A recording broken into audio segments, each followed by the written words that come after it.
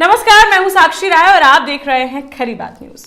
उत्तर प्रदेश की योगी सरकार द्वारा सख्ती किए जाने और अधिकारियों द्वारा लगातार अवैध स्टैंड का संचालन बंद किए जाने और अवैध वसूली पर लगाम लगाए जाने के निर्देशों का झांसी जिले में कोई असर होता ही नहीं दिख रहा है।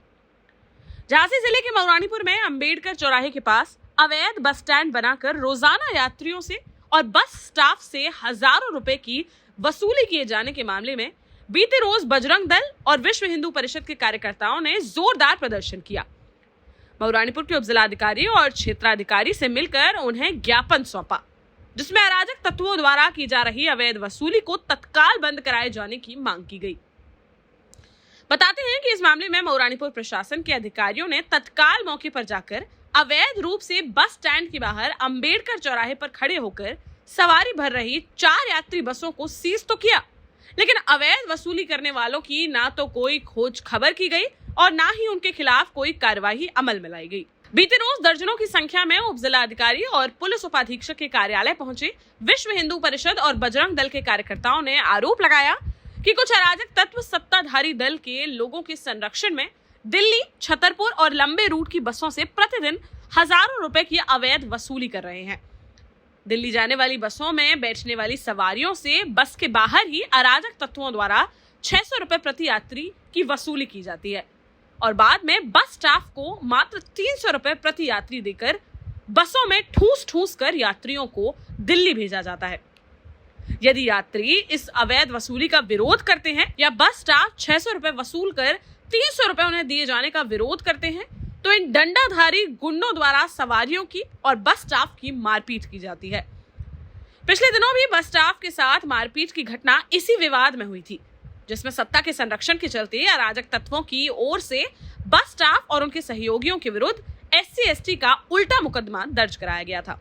अधिकारियों को ज्ञापन दे रहे प्रदर्शनकारियों का कहना था कि मऊरानीपुर के पुलिस और प्रशासन के अधिकारियों को मऊरानीपुर में अंबेडकर चौराहे पर रोजाना शाम से रात तक हो रही हजारों रुपए की इस अवैध वसूली की पूरी जानकारी है, लेकिन मिली भगत और अपनी कुर्सी बचाए रखने की कोशिश के चलते अवैध वसूली पर रोक नहीं लगाई जा रही है। यदि प्रशासन चाह ले तो एक दिन में ही अवैध वसूली और अवैध बस स्टैंड बंद हो सकता है। बीते रोज भी प्रशासन द्वारा गलत समय पर चेकिंग की गई। यदि शाम के समय अंबेडकर चौराहे पर योजनाबद्ध तरीके से चेकिंग की जाती तो पूरा अवैध वसूली गिरोह पुलिस और प्रशासन के हत्थे चढ़ जाता।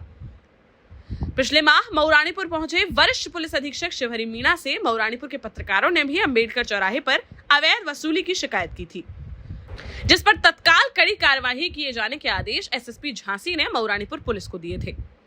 मौके पर पुलिस भी पहुंची थी, लेकिन दबाव के कारण बिना किसी कार्यवाही के उल्टे पांव पुलिस वापस लौट आई थी। एक वीडियो भी वायरल हुआ था, जिसमें मौके पर मिले डंडों को पुलिस द्वारा उठा लिए जाने के बाद अराजक तत्वों ने मौके पर ही अपने डंडे पुलिस से वापस ले लिए थे। बीते रोज मऊरानीपुर प्रशासन ने अंबेडकर चौराहे पर पहुंचकर बसों को सीज किया है। प्रशासन के निर्देश हैं कि सभी बसें बस स्टैंड पर जाएंगी, लेकिन प्रशासन को शायद इस बात की जानकारी नहीं है कि दर्जनों बसें मध्य प्रदेश से प्रतिदिन दिल्ली जाती हैं, जिनके पास कोई वैध परमिट नहीं है। यह बसें मैरिज पार्टी के परमिट पर या टूर पार्टी के परमिट पर संचालित की जा रही हैं, जिन्हें एक जगह से यात्री लेकर अंतिम गंतव्य स्थान पर यात्रियों को उतारने के लिए परमिट मिलता है।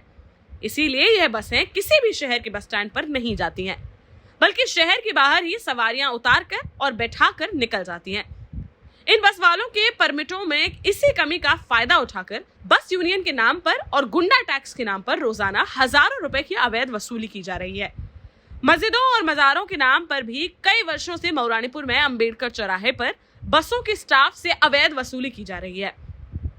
आश्चर्य की बात तो यह है कि अंबेडकर चौराहे पर पुलिस का मुख्य चेकिंग पॉइंट होने के बावजूद सब कुछ खुल्लम खुल्ला चल रहा है। यह बात अलग है कि सत्ता और जनप्रतिनिधियों के बदलने से वसूली करने वालों के चेहरे भी बदल जाते हैं, बाकी सब कुछ यथावत रहता है। अब देखना यह है कि बीते रोज दिए गए ज्ञापन और SSP से पत्रकारों द्वारा की गई शिकायत के बाद भी मऊरानीपुर में अंबेडकर चौराहे पर लगातार यात्रियों और बसों के स्टाफ से होने वाली अवैध वसूली रुक पाती है या बदस्तूर जारी रहती है।